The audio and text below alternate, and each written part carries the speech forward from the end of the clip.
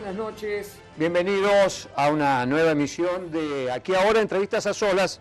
Hoy con una propuesta que nos resulta muy interesante. La verdad tenemos muchas expectativas, teníamos muchas ganas de charlar con nuestro invitado de hoy. Lo conocemos mucho desde el punto de vista profesional, pero hoy, además de su mirada profesional de la medicina pública como especialista, en salud pública como infectólogo, también bueno, su mirada va a ser más que interesante, pero también, bueno, queremos conocerlo un poquito. Ustedes saben que aquí también transitamos un poco por la posibilidad de conocer personalmente y en su vida un poco más privada a nuestros invitados.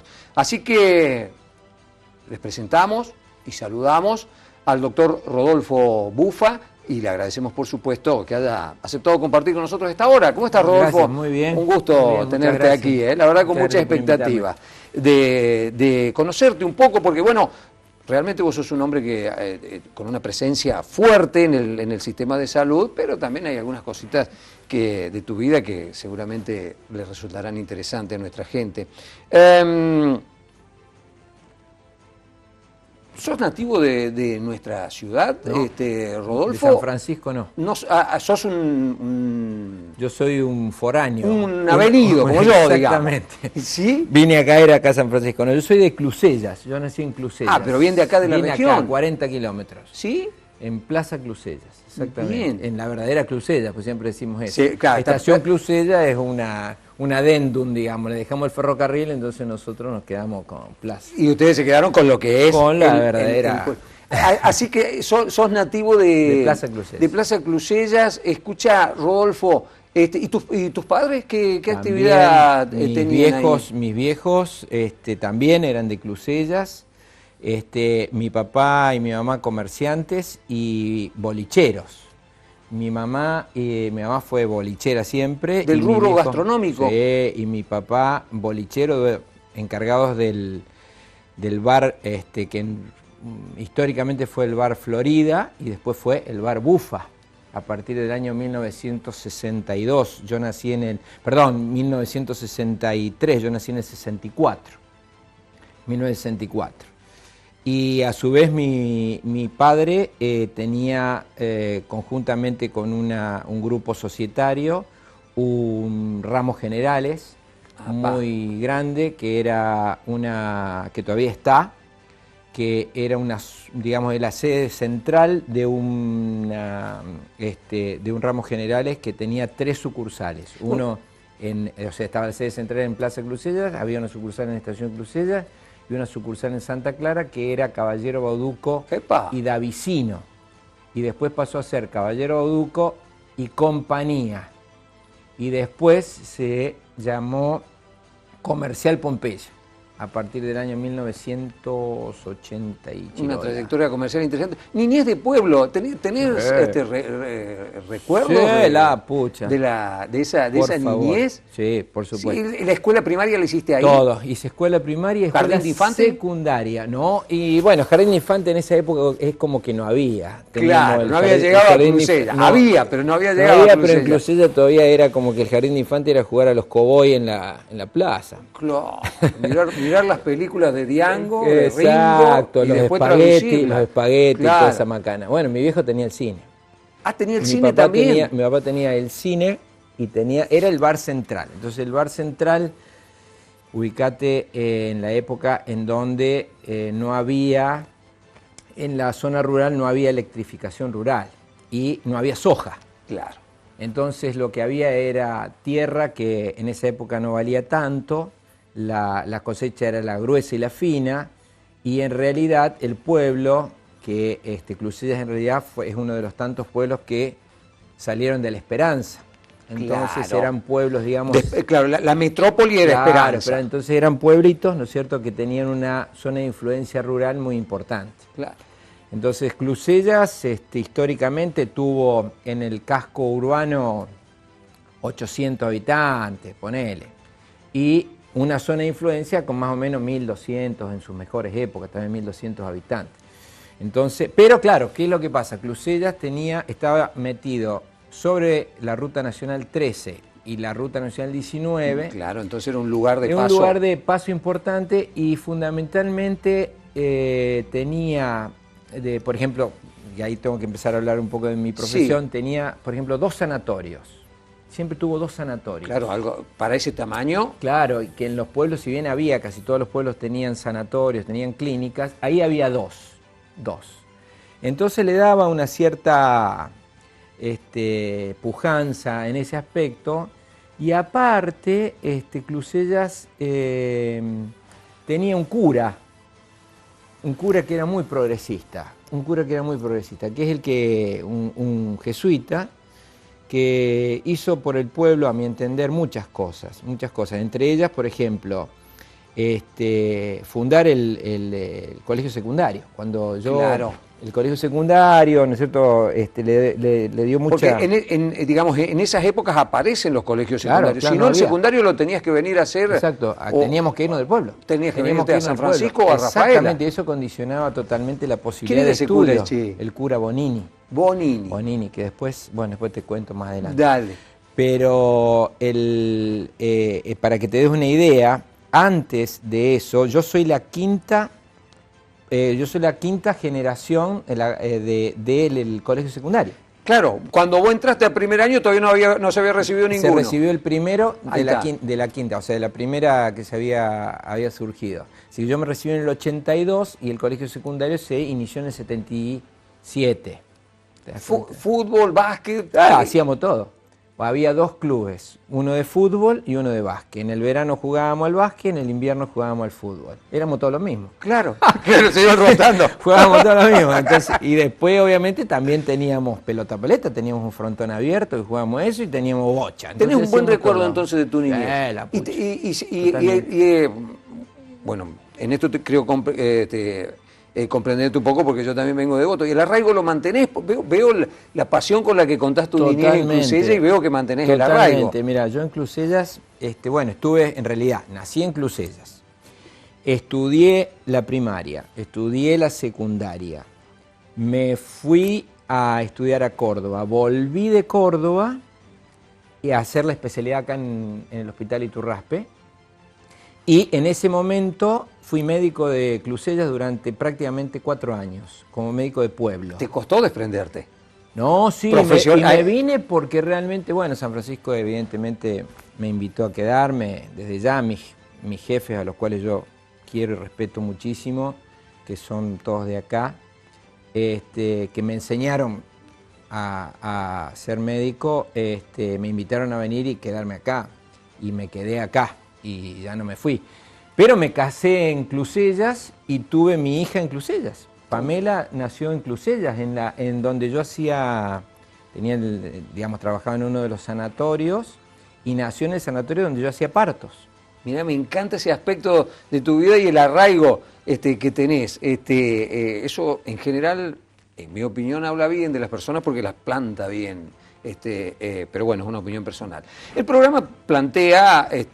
en su dinámica, que nuestro invitado, en este caso vos, elijas 3 fotos significativas de tu vida. Es un ejercicio interesante porque, uno... Hay que ir a buscar un poco para atrás. Sí, y no dejar, elegir realmente lo significativo, no dejar nada demasiado importante afuera. Bueno, así que ya la simple elección nos permite perfilarlo al invitado. Así que vos nos elegiste las 3 fotografías, por supuesto, y nosotros vamos a poner una en pantalla y vos nos vas a contar por qué la elegiste, ¿no? Esta dice Bien. Facultad de Ciencias Médicas.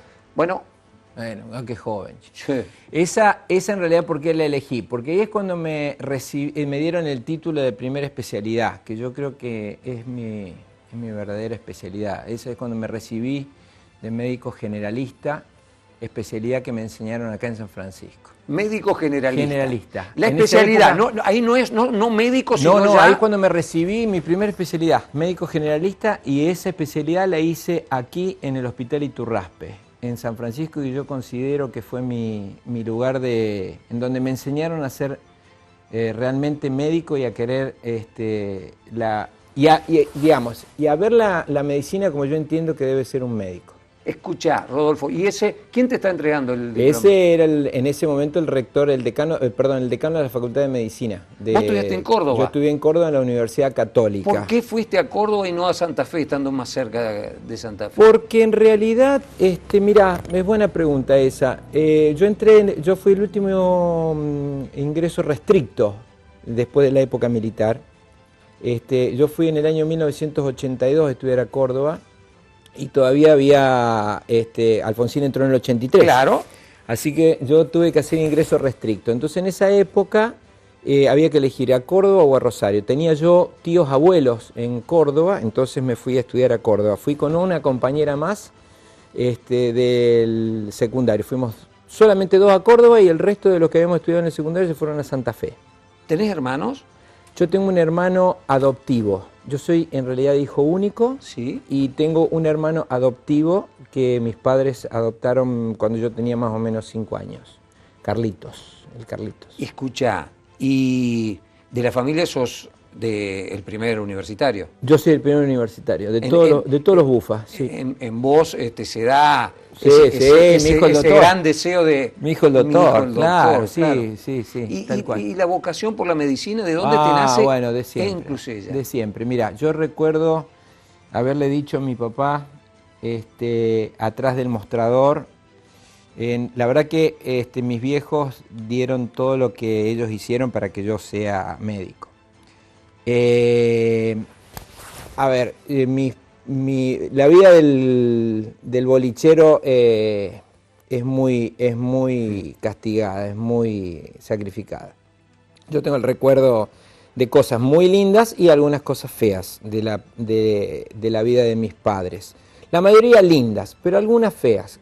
Por ejemplo, el disfrute siempre... Mis padres disfrutaban, digamos, con el servicio que le daban a la gente, pero ellos tenían muy poco disfrute, digamos, porque siempre tenían que estar atendiendo a la gente. Claro. Mi casa en realidad era una casa del pueblo, porque yo tengo poco recuerdo de haber estado con mis padres solitos, ¿no? Solo. Pero bueno, era la vida y es lo que me permitió llegar a lo que soy ahora, pero de todas maneras, yo creo que, yo de que recuerdo creo que he tenido 5 años, que yo le dije a mi papá que yo quería ser como el doctor Tito. El doctor Tito. ¿Quién era el doctor Tito? El doctor de la familia, digamos. Claro. ¿No? Que era, en Clusellas había 2 sanatorios. Uno, el sanatorio del doctor Broca, y otro, el sanatorio del doctor Chabrera. Que mucha gente acá conoce porque iban inclusive para allá. Y bueno, como toda cosa en el pueblo, vos eras de un sanatorio o eras de otro sanatorio. Sí, señor. Como el quilombo que hay acá. Claro. O va a la Cruz Azul o a la Regional. Sos de uno o del que no se mezcla el ganado, digamos. Sí. Pero dio la casualidad... Y todo suele surgir de una división del primero, ¿viste? Sí. Y dio la casualidad que justamente los 2 médicos tenían la edad de mi papá y que eran, se llevaban poquitos años y obviamente como cosa de pueblo, eran amigos, eran muy amigos. Entonces cuando yo tuve la posibilidad, y ellos tenían hijos de mi edad. Tenían hijos de mi edad. Mucho vínculo. Bea Chabrera, Marcela Broca, eran de mi edad, entonces todos nosotros hicimos la escuela primaria y la escuela secundaria juntos. Por ende yo tenía una relación directa con esa familia, lo cual me permitía ir a las casas de los médicos. Y la verdad que, para que te dé una idea, mi primera intervención en el área de salud la hice cuando estaba en el colegio secundario en el primer año, que me permitieron hacer una vacunación masiva con la vacuna antitetánica a todo el pueblo. Porque claro, en esa época, estamos hablando del año 1970 y Chirola. 70 y Chirola, claro. Claro. Todavía las vacunas no estaban, estaba recién lo que después yo me enteré fue el PAI, el Plan Ampliado de Inmunizaciones, que se había originado en el año 1978 en Alma Ata. Entonces, en la Argentina se empieza a hablar de vacunas en esa época. Entonces, como toda cosa comunal, cosa política inclusive, lleva muchas vacunas. Entonces, bueno, yo estaba en el secundario y me interesaba eso y pedí si me dejaban ir a vacunar. Claro. Así que, bueno, ya tenía 13 años, creo, 12 años, 13 años, era el vacunador oficial. No sabes las cagadas que habré hecho, no sé, pero bueno, le ponía vacuna. ¿Pero ¿orales la vacuna o No, vacuna? no, inyectable. No, la vacuna, te puedo creer, con 13 años ya te animabas la a inyectar. antitetánica, sí, sí. Y después con eso, ya a los 13 años, 14 años, cuando hacía el secundario, en los pueblos se operaba mucho. Se operaba mucho en los sanatorios. Claro, Iban de acá. las operaciones de hernia, de ese tipo de Hernia, cosas. apéndice, todas esas cosas. Oh, por favor, se operaba muchísimo. Y iban muchos médicos de acá Claro. de San Francisco a operar. Entonces me permitían ir a ver las cirugías. ¿Te gustaba ver? Adentro del quirófano. Y no te generaba ningún No, tipo de nada, impresión. todo lo contrario, no, estaba muy piola. Así que yo, ya te digo, yo cuando debo haber tenido, qué sé, 8 o 9 años. Ya tenías claro que querías Yo ser le dije médico. a mi viejo, papá, esto no, yo no quiero ser bolichero. No voy No a quiero seguir. ser bolichero, no. Era muy chiquito cuando le dije eso. Y bueno, gracias a Dios. Te rebancó tu qué sé viejo. yo, sí, me bancó mi viejo. Y sí, además ellos tenían, nuestros padres tenían esa Sí, ilusión, sí, no, es cierto? me De bancó que mi viejo porque para colmo... Estudiar para... No, sí, porque para colmo, ya te digo, en el secundario, nosotros, vos imagínate que en mi curso, en el secundario éramos 12. Curso Claro, bien de pueblo. numeroso, había 5, 10, bueno, nosotros éramos 12. Y yo en segundo año me echaron. ¿Te echaron del Me secundario? echaron, por portarme mal me echaron. Y ahí nomás a los 5 Ah, días. eras un adulto, a los 5 un días adulto me precoz. rescataron de nuevo Claro, porque si no había era poca muy gente. poco. El cura me sanó. Especulaba con que había pocos alumnos. Sí, así que bueno, pero bueno, todo bien, o sea, en realidad. Revoltoso entonces en el secundario. No, en esa época, en sí. la época militar, Sí, hacías cualquier cosa. haciendo y bromas uno era terminaba cosa. En con realidad algún hacíamos problema. payasadas. ¿Fuiste un buen alumno en la universidad? Entiendo que sí, ¿Sí? entiendo que sí. Mirá, cuando fuimos a rendir, entrábamos en esa época, eran 280 vacantes, 200 en la Universidad Nacional y 80 en la Universidad Católica. Y se hacía paralelo, vos hacías el curso de ingreso en uno y otro. Yo obviamente hice los dos, y la Católica rendía una semana antes que la Nacional. Así que rendí, entré en la Católica dentro de los primeros 80, y mi viejo, mi papá que había ido para allá, porque yo estaba medio chifladito en ese momento, Sí. estaba muy pasado de rosca, me dice, mirá, Rodi, quédate en la Católica, yo te voy a bancar la Católica. Claro. No, le digo, ellos les daba miedo la no, Nacional. no, le digo, yo voy a ir a rendir a la Nacional igual. Y fui a rendir a la Nacional y quedé de la línea roja unos 20 para abajo, con lo cual hubiese Tenías entrado, mucha posibilidad de tranquilamente. acceder. No, pero mi viejo dice, no, quédate en la Católica, me veo muy chiflado realmente. Estaba muy Claro, pasado por el de ambiente, vuelta de la el vuelta. ambiente Sí, político, me había afectado el ambiente mucho ideológico. ese ambiente. Vos imagínate que yo con respecto al tema de la situación militar y todo eso, es como que tengo recuerdos, tengo muchos recuerdos, pero claro, no lo sufríamos como lo sufría la gente de las grandes ciudades, Exacto. o por lo menos no teníamos esa idea, ¿no? Cuando me fui a Incluso gente de un par de años más que vos. claro, cuando yo me fui a estudiar a Córdoba, imagínate, fui a vivir con 2 tíos abuelos, grandes, personas mayores. Y me acuerdo haber ido a las clases que nos palpaban de armas, ¿viste? Claro. Yo tenía un cagazo, era una cosa para mí que no me dio mucho miedo, muchísimo miedo, hasta el punto que para mí la figura militar, la figura de cosas Te produce Sí, ese... sí, me da miedo, a mí me da miedo. Yo le tengo mucho, más que respeto, miedo a ese tipo de figura. Pero bueno, después obviamente Le pegaste para adelante. Zafamos. ¿Viven tus padres? Mi papá murió en el año 2013 y mi mamá está viva y la tengo acá en un hogar de ancianos, de acá de San Francisco, que hace de marzo que no la puedo tocar. Qué cosa, Qué qué lo manera parió. de sufrir. Qué lo parió, Ese es sí, un la tema. chuni, la ¿Le pudiste hablar con tu papá de estos temas? Sí, por supuesto. De agradecerle, Sí, de reconocerle. sí, ¿Él era por supuesto. una persona que te decía lo que sentía también? Sí, sí. El orgullo, digamos. Sí, por sobre todas las cosas, creo que él me lo demostraba siempre. Mira, yo de mi papá tengo el recuerdo siempre de él y que hasta la fecha lo sueño permanentemente riéndose. Era un tipo buena onda. Sí, una buena onda. Mi viejo tenía buena onda. Como buen timbero, ¿viste? Era timbero, bolichero. tipo de bar. Sí, era timbero, le gustaba la joda. Pero realmente, un buen tipo y por sobre todas las cosas, yo lo considero un tipo muy emprendedor, porque mi viejo, como tenía el salón del cine, y en Clusella obviamente cada cosa que se originó necesitaba un espacio, mi viejo le daba, por ejemplo, el espacio que era el salón del cine a las distintas cosas. Entonces se lo dio al banco, que en esa época era el banco, la Caja de Crédito Carlos Pellegrini, claro, que fue el anterior al banco Vicel y después terminó siendo el Banco Macro, que está hoy ahí. Entonces primero empezó trabajando ahí. Después ahí se originó también el colegio secundario, porque el secundario no tenía lugar, entonces la primer aula del colegio secundario fue el salón del cine. Y ahí estaba involucrado tu viejo. Y ahí estaba. Y después, bueno, se hacían las exposiciones del pueblo, ¿viste? Se hacían en el salón, qué sé yo, toda esa. Bien, tener una figura paterna bien fuerte, entonces. Escuchá, vamos con la segunda foto, porque se nos va el tiempo. Se nos va el tiempo. ¡Apa! Ahí que estoy más joven, ahí más joven. Contá. Esa es cuando me recibí, ¿ves? Esa es cuando te recibiste de médico. De médico. Ahí estamos, ahí está como verás. Sí, a ver, contanos quién es mi vieja está a mi derecha ahí, mi mamá, la gorda. Sí.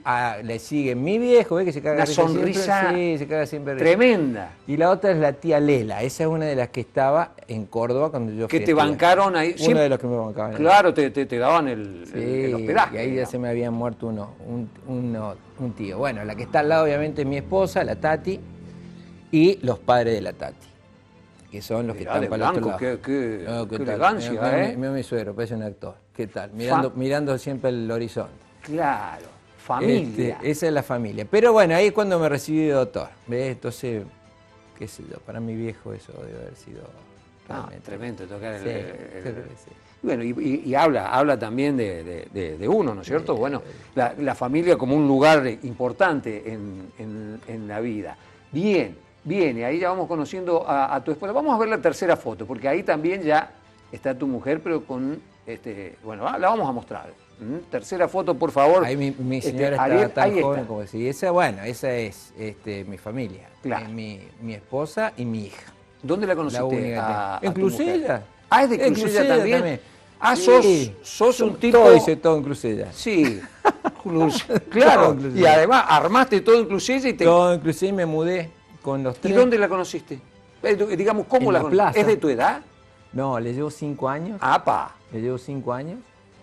Pero a la Tati la conocí cuando tenía 13 años, date cuenta. Ella 13, vos 18. Una polio. ¿Y la atacaste ahí a los 13 la agarró una polio años, total. ¿la atacaste? Sí, una polio. Desde esa, pero cuando la conociste, ¿ya se pusieron de novio?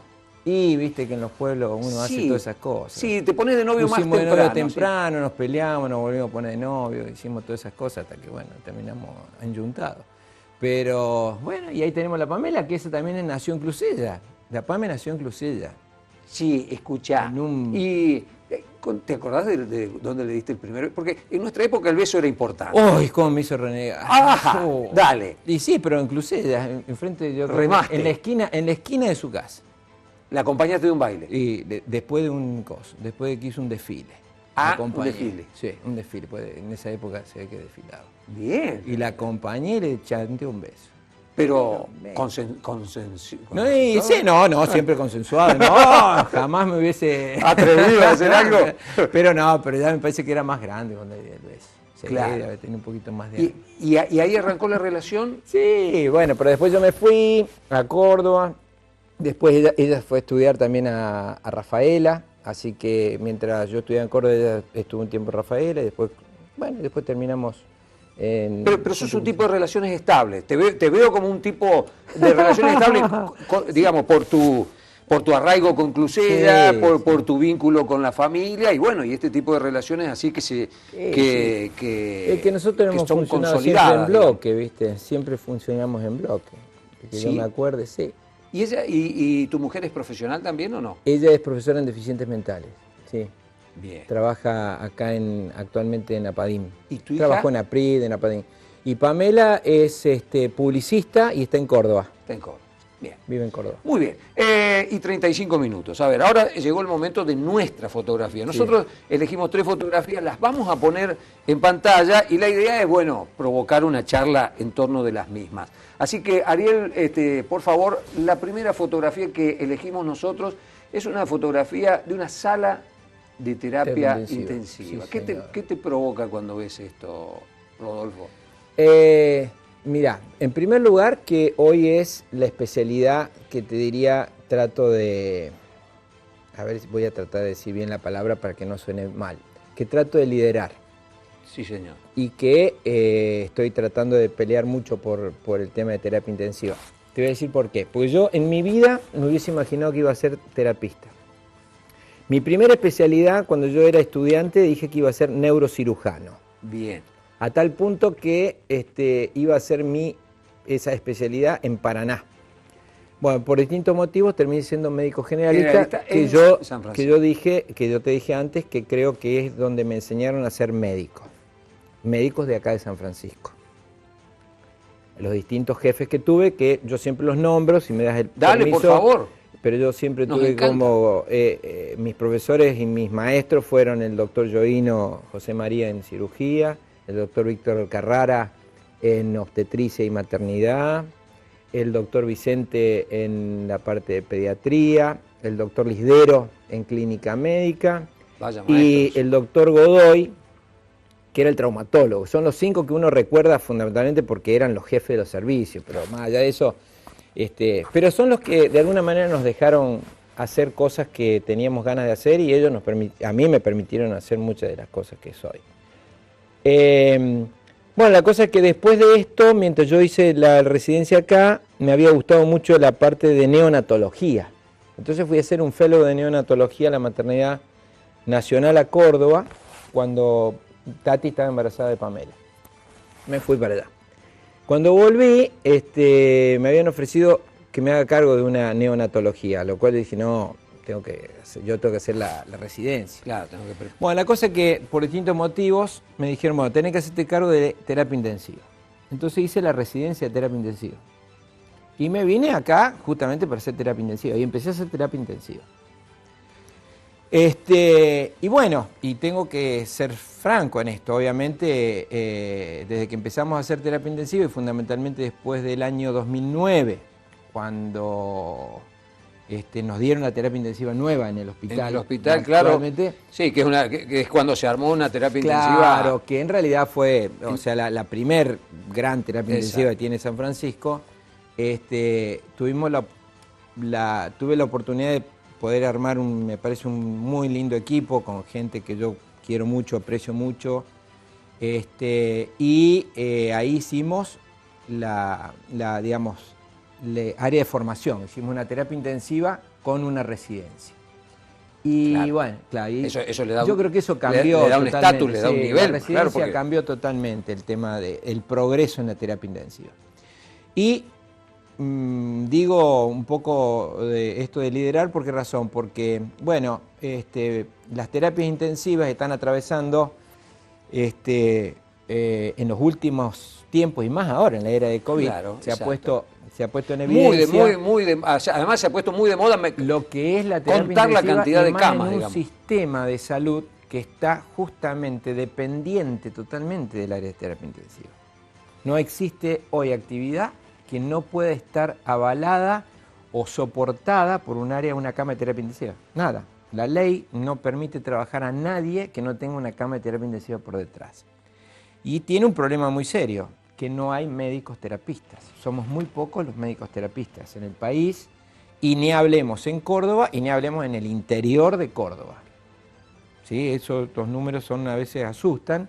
Por eso es que cuando dicen, bueno, ya metimos 400 respiradores, la pregunta es, está bien, pero ¿quién nos va a manejar los 400 respiradores? No es claro, tener 400 respiradores no significa armar la cama de terapia intensiva es lo más fácil que hay. Claro, la cama física. Claro, el tema es de poner la gente que después trabaje en terapia intensiva. Está claro eso. Entonces, yo personalmente creo que hoy por hoy San Francisco tiene en la parte, digamos, fundamentalmente hospitalaria, tiene una terapia intensiva que nos han permitido desarrollar bien, nos han permitido desarrollar con lo que necesita una terapia intensiva nivel 2 1. Nos falta en una escala... Claro, las clasificaciones de complejidad de las terapias Sí. intensivas en la República Argentina se dividen en shock room, Sí. terapia nivel 2 y terapia nivel 1. Bien. Nosotros estamos en la 2 mezclada con 1, ahí porque no hacemos Mm. trasplante y no atendemos quemados. Claro. Pero sí, por ejemplo, yo por ejemplo quiero contarte que, por ejemplo, hoy en la terapia del hospital hasta hemos desarrollado ya un departamento de terapia de reemplazo, fundamentalmente renal, que eso es, con mucho orgullo tengo que decirte que lo hacemos, se hace solamente en San Francisco. Han logrado, esto te lo digo ya como neófito, han logrado ustedes en el hospital, en la terapia intensiva del hospital, han logrado prestigio. ¿Por qué te digo esto? Porque yo escucho gente que, aún teniendo obras sociales muy importantes, dicen, si tengo que ir a una terapia intensiva y puedo elegir, voy a la del hospital. Sí, es así, es así. Eso es así, eso... Porque, digamos, es un camino importante porque el paradigma es que lo público normalmente es de menor calidad que lo privado. Sí, que es un error. Y acá te dicen guardia y terapia intensiva, hospital. Es un error, sí, es un error pensarlo de esa manera. Es un poco lo que hablábamos en off antes, pero es así. Esa es la degeneración de ese y sistema. Hoy que se cuentan tantas camas de terapia intensiva, a ver, yo leo e informamos nosotros, a veces temerariamente, bueno, en Córdoba el 6,5, el 6,9% de las camas de terapia intensiva están ocupadas, estamos tranquilos, que venga el COVID nomás porque tenemos... ¿Están así? No. ¿Nos podemos quedar tan tranquilos con esos yo creo números que sí. estadísticos? No, yo creo que porque más allá de los números que se presentan, que creo que tienen muchas falencias porque uno no puede interpretar a qué camas se están refiriendo, que ese es un dato que no es un dato que oficialmente esté claro. Si vos te metés en la planilla de estado del que publica el COE, ahí me parece que se publican nada más que números absolutos. Uno no puede interpretar prácticamente tasas, ni puede interpretar tasa de uso, ni nada, porque aparte no está claro cuál es el número total de camas, claro. Si esas camas cuentan, las camas COVID más las otras camas, las camas, digamos, la totalidad de camas de efectores públicos y privados. ¿Te das cuenta? Yo creo que ahí hay alguna cosa que sería bueno desmenuzar. De todas maneras, para que la población se quede tranquila, yo creo que el sistema hoy está muy bien armado, o sea, hay cantidad suficiente de camas y respiradores. No estoy diciendo médicos, que eso es otra cosa. Ahí hay una carencia. Eso es otra cosa. La carencia, bueno, no lo digo yo, lo ves todos los días en las noticias, ¿no es cierto? Hay un llamado de atención en una de las situaciones, ¿cómo es que se llaman? No, situaciones, ¿cómo se llaman? Que el Ministerio de Salud publica en la página, la sala de situación, en una de las salas de situaciones de la publicación oficial, en donde Arnaldo Dubín, que es un terapista de prestigio internacional, hace un llamamiento, digamos, ¿no es cierto?, al ministerio, inclusive a los ámbitos de salud, teniendo en cuenta que no alcanzan la cantidad de médicos para terapia intensiva. Rodolfo, vos, bueno, sos terapista, además sos infectólogo, por eso tu enfoque es bien importante del momento que vivimos con el COVID. Si hipotéticamente te hubiera llamado el presidente y te hubiera pedido consejo, allá en marzo, en febrero, ¿le hubieras aconsejado las políticas de aislamiento, de cuarentena que se aplicaron, o hubieras aconsejado alguna otra estrategia? No, yo me parece que las políticas de aislamiento del primer periodo están perfectas. Yo me parece que hubiese acordado con lo que sugirió el plantel de gente que, a mi entender, la gente que le formó el gobierno es gente de respeto, fundamentalmente la doctora Mirta Roses, el doctor Khan, el doctor Lopardo, el doctor Bombeí, el doctor López. Me parece que es gente muy seria, y me parece que las medidas que se tomaron de aislamiento, de cuarentena, fueron las correctas. Me parece que hoy hoy ya las medidas no debieran ser tan extremas. Esto obviamente me parece que hay que discutirlo lugar por lugar. No pueden ser, a mi entender, comparables las medidas que tiene que tomar Buenos Aires y Cava, o sea, Cava y Capital, de la que tiene que tomar Jujuy, de la que tiene que tomar Roca, General Roca en el sur, de la que tiene que tomar Chaco, de la que me parece, a mi entender, debiéramos tomar acá. Yo creo que son todas situaciones distintas, pero ¿cuál es el problema? Existe un primer problema, es que hay 24 ministerios de salud en la Argentina, claro, ¿cierto? O sea, este es un país federal y cada lugar tiene. Y a su vez, cada uno de esos ministerios tienen los famosos COE, ¿no? Y los COE, que son los centros de emergencia, de coordinación de emergencia, tienen distintas formas de aplicar la manera de trabajo, ¿no? Entonces eso hace un tanto engorroso la interpretación de protocolos, la interpretación de conductas, la interpretación de tiempos. Por eso ya te digo, me parece que es muy difícil porque dentro del COE existe obviamente una presión política, una presión de salud, una claro, presión, ¿no es cierto?, logística, claro, la política con la economía, claro. La economía. Entonces, viste, creo yo que debe ser bastante difícil. Nosotros no participamos del COE, por ejemplo, los dos infectólogos que estamos aquí en San Francisco, nosotros no tenemos participación activa dentro del COE, nosotros nos dedicamos a la parte de asistencialismo. Pero evidentemente hay algunas cosas con las cuales podríamos discrepar, ¿no es cierto? Tomaríamos tal vez alguna otra salida, ¿no?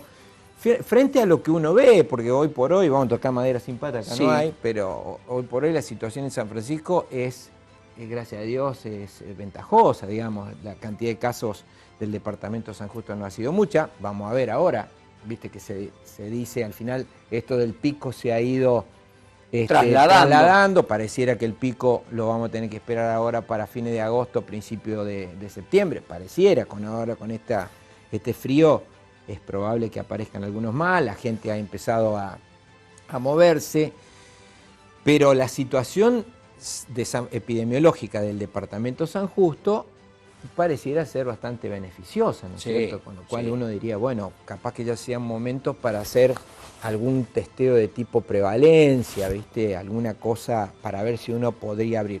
Eso es lo que pienso yo en... Sí, es tu opinión, que es digamos, lo que nos interesa muchísimo. Además, una opinión calificada. Digamos, epidemiológicamente. Testear un poquito más masivo y permitir... ver si no se puede, si no podríamos aprovechar, por ejemplo, lo que ha hecho Uruguay, lo que ha hecho Suecia, ¿no es cierto? El permitir por ahí un poquito más de circulación, que haya un poco más de vacunación en rebaño, ¿viste? Claro. Pero bueno, eso, como uno ya te digo, como uno no tiene todos los datos epidemiológicos que se manejan en la tabla, por ahí nos faltan cosas y no podemos. Claro. La respuesta del sistema de salud en la Argentina, que tiene una característica ahí especial, porque uno cuando analiza, qué sé yo, algún sistema europeo, o son completamente públicos, o en Estados Unidos completamente privados, este mix que tenemos nosotros, ante el COVID, que es un sacudón, ¿cómo reaccionó? Yo personalmente, ¿sabes cuál es mi pensamiento con respecto al sistema de salud argentino? Yo digo, lo he repetido varias veces, para mí el sistema de salud argentino es un sistema perverso, un sistema degenerado hoy por hoy. Porque el sistema de salud pública, tal vez la gente a veces confunde, cuando uno habla de salud pública habla de toda la salud, del 100% de la gente. Y en la República Argentina eso está dividido en efectores privados y efectores públicos. La gente por ahí cuando uno dice salud pública enfoca hacia el lado del hospital, y no es así. Salud pública es la salud de todo el pueblo, ¿no es cierto? Entonces, ahí uno tiene que aplicar cómo se divide, ¿no es cierto?, la cosa. ¿Cuál es el punto? Existe un sistema de salud público, de efectores públicos que está representado por justamente los dispensarios, los hospitales municipales, los hospitales regionales, los hospitales provinciales, los hospitales nacionales, en donde el dinero proviene directamente de los impuestos, ¿no es cierto? En teoría. Exactamente. De los sí. impuestos, en teoría. Y la parte privada, en donde los efectores privados, la guita va desde las obras sociales, los empleadores, lo que sea. Pero ahí hay una trampa, En primer lugar, ¿cuál es la trampa? Yo te preguntaba antes, ¿dónde crees vos que se atiende la mayor cantidad de gente? La mayor cantidad de gente, por lo menos en esta ciudad, pero en la República Argentina en sí, hay que sacar, por supuesto, los lugares más pobres tienen más gente que va a nosotros, a los efectores públicos, pero la mayoría de gente se atiende en la parte privada, ¿no es cierto?, en la medicina privada. Entonces eso hace que la medicina privada maneje un grupo de gente, la medicina pública maneje a otro grupo de gente, pero en realidad luego los ministerios utilizan las informaciones de los públicos fundamentalmente, porque la parte privada no tiene las auditorías y los controles que debieran tener. Ojo, la parte pública tampoco tiene las auditorías de calidad ni nada de eso, ¿no? Eso también es real. Entonces, ¿el problema cuál es? Que personalmente digo esto, yo nunca he visto que a mí, por ejemplo, en lo que hace al trabajo me falten cosas. Entonces la plata sale de algún lado. Guita hay siempre. Siempre no, la guita hay siempre. Los elementos están para trabajar. La plata trabajar. aparece, las cosas aparecen. Si yo diría que a mí alguna vez me faltó algo, estaría mintiendo. ¿No es cierto? Entonces voy a decir, bueno, pero ¿la guita de dónde sale? La guita sale de los impuestos. El dinero en salud sale de los impuestos. Algunos más, otros.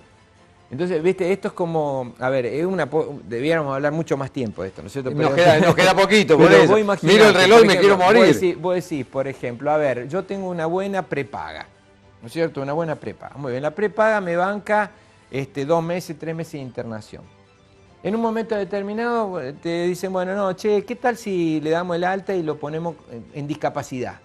Claro. ¿No es cierto? Lo ponemos como discapacidad. ¿Y quién banca la discapacidad? El Estado. La superintendencia. Claro. ¿Y la superintendencia dónde saca la plata?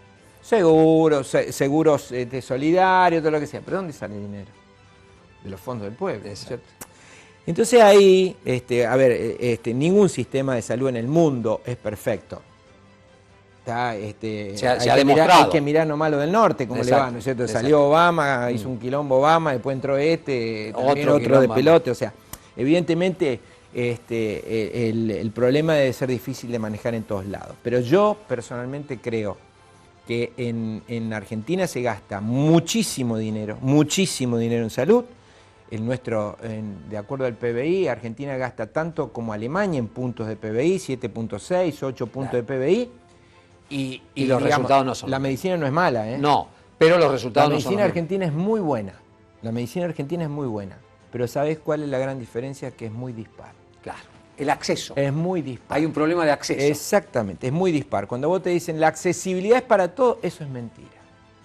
Eso es mentira. Porque vos acá solamente tenés que ir a un lugar y a otro y vas a ver que las accesibilidades en eso mienten. Y te diga que en la Argentina todo el 100% de la gente tiene la misma accesibilidad, es mentira. Nos dejaba abierto un temazo ahí. Se nos fue el tiempo, ya empecé a suspender cosas, fotografía y todo lo demás, porque hay 2 o 3 cositas que quiero charlar con vos en estos últimos minutos. Rodolfo, vos tenés un contacto muy fuerte, muy directo, muy cotidiano con el sufrimiento y Rodolfo, dije Roberto, con la muerte. ¿Cómo ves que reacciona el ser humano en términos generales, a lo largo de tu experiencia, frente a esa experiencia tan límite? ¿Te genera alguna reflexión? Mira, en realidad me parece que, bueno, obviamente generalizar cómo una persona entiende la muerte, obviamente sería injusto pensar que todos la vivimos y la padecemos y la entendemos de la misma manera. Eso desde las creencias, ¿no es cierto?, de cada uno, hasta ver cuál es la causa que lo ha llevado a la muerte, hace que las personas sean distintas en ese momento. Pero yo tengo que decirte que, mira, por ejemplo, hemos tenido a través de distintos momentos de la terapia, porque viste que también a medida que van pasando los tiempos, todas las cosas se manifiestan con modas, ¿no? Con modas. En una época, cuando habíamos emprendido el tema de ablación de órganos, sí, ablación implantes, acá en San Francisco hubo una movida muy grande cuando empezamos a desarrollar eso, que empezamos a trabajar mucho y nos había llamado poderosamente la atención la actitud de la solidaridad de la gente y realmente cómo la gente veía cuando uno planteaba, ¿no? La posibilidad de la solidaridad en la donación, cómo cambiaba el concepto realmente de ver la muerte. Nos había llamado muchísimo la atención, ¿no? Así que yo creo que la muerte obviamente es una cosa que cada uno la interpreta a su manera, a su forma. ¿A vos te impacta? ¿Vos tenés que hacer algún trabajo anímico para poder, digamos, sobrellevar ese contacto con la muerte? No. ¿O lo asumís como algo natural? No. Yo en el lugar donde estoy ahora es como que uno siempre plantea esto, ¿es ella o yo? ¿No? Cuando estamos con los pacientes en la terapia. O nos gana la parca o ganamos nosotros. Obviamente, sí tengo que decirte que me impacta cuando, por ejemplo, nos toca con algún chico, claro, con un joven, ¿cierto? Eso sí, es distinto. Eso jode. O, qué sé yo, lo que uno llama una muerte injusta, qué sé yo, si existe una muerte injusta. No, ya son cosas muy... Yo personalmente una de las cosas que siempre planteo en la terapia intensiva y que antes de que venga toda esta macana del COVID, que otra vez nos volvió a encerrar, nosotros habíamos emprendido el año pasado un proyecto de terapias humanizadas, ¿no? De terapias abiertas.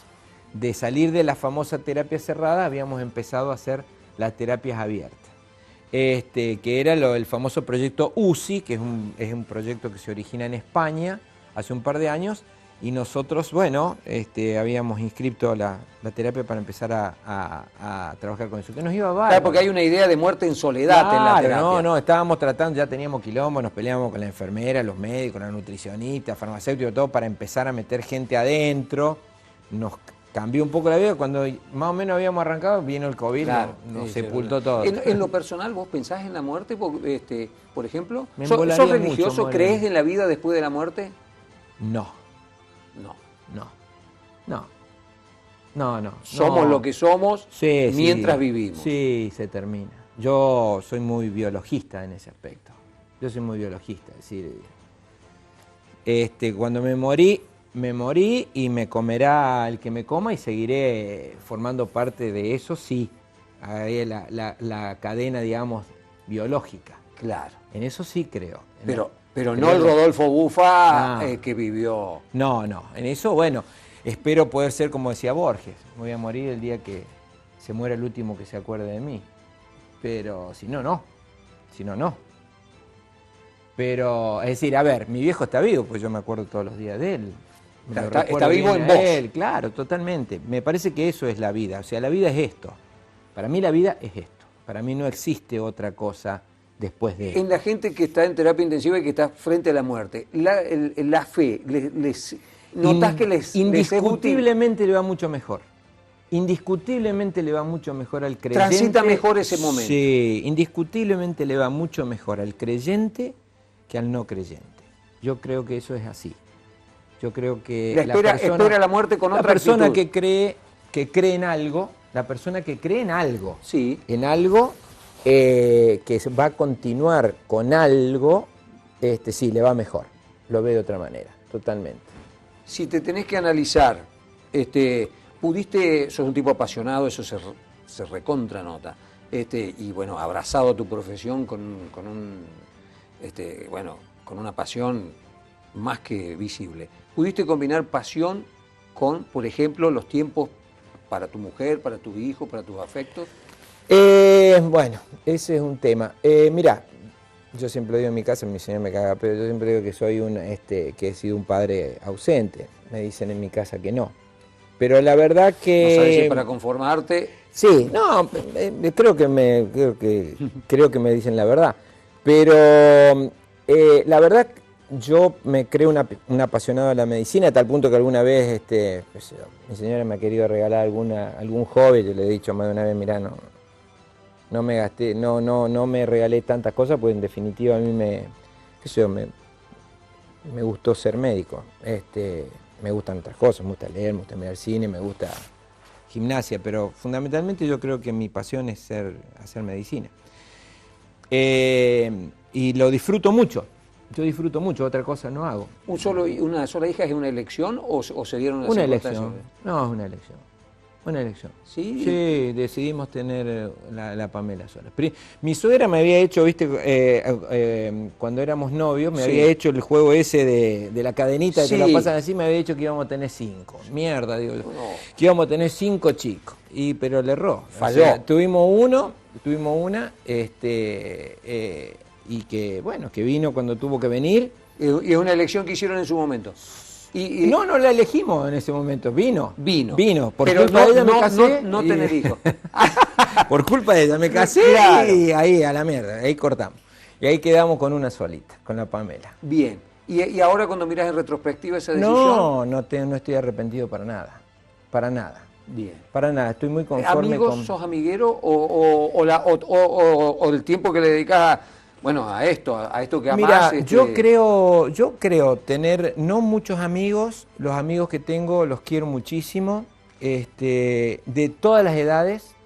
Una de las cosas que tengo es que me junto con gente de edad, para no decir viejos, porque se van a enojar, pero me junto con todas las edades y la verdad que me siento muy cómodo con todos ellos. Y tengo otra cosa, que en el hospital con los residentes yo me siento muy cómodo, y los residentes pueden ser todos mis hijos, ¿no? Claro.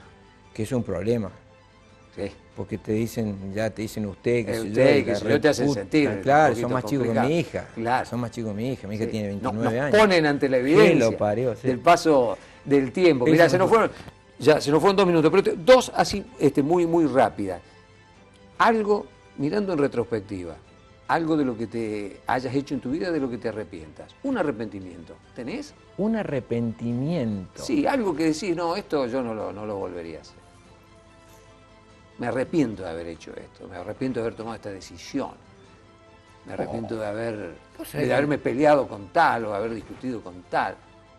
¿No tenés arrepentimiento? ¿Sabés que no sé si me... te tiene que venir rápido, si no, no es porque no lo tenés. No sé si alguna vez me arrepentí de algo. Sí, capaz que me arrepentí, pero no me acuerdo. Pero no es nada, un orgullo, para cerrar, algo de lo que te sientas orgulloso. ¿Un orgullo? Es uno solo, ¿eh? Sí, no, la verdad que yo me siento muy orgulloso fundamentalmente de decir lo que pienso y tratar de mantener firme la idea y el convencimiento de lo que pienso. Lo cual a veces trae algunos problemas, pero bueno, yo la verdad que me siento... Es tu marca de carácter. Decís Rodi Bufa y decís... Está bien, pero yo me siento, en ese aspecto, sí, orgulloso por defender una idea. Nos quedamos cortos, Rodolfo. Mirá, se nos fueron los minutos, me faltaron 2 fotografías y hablar del tema de ablación y de tu pasión por el cine y de tu pasión por la gimnasia. Pero fue un encanto para mí, por lo menos, disfrutar de esta charla. Te conozco ahora un poco más. Profesionalmente ya habíamos hablado en varias ocasiones. Así que te agradecemos. No, gracias a ustedes. Un placer. Un gusto. Nosotros les proponemos reencontrarnos el miércoles que viene con otro Aquí Ahora, Entrevistas a Solas.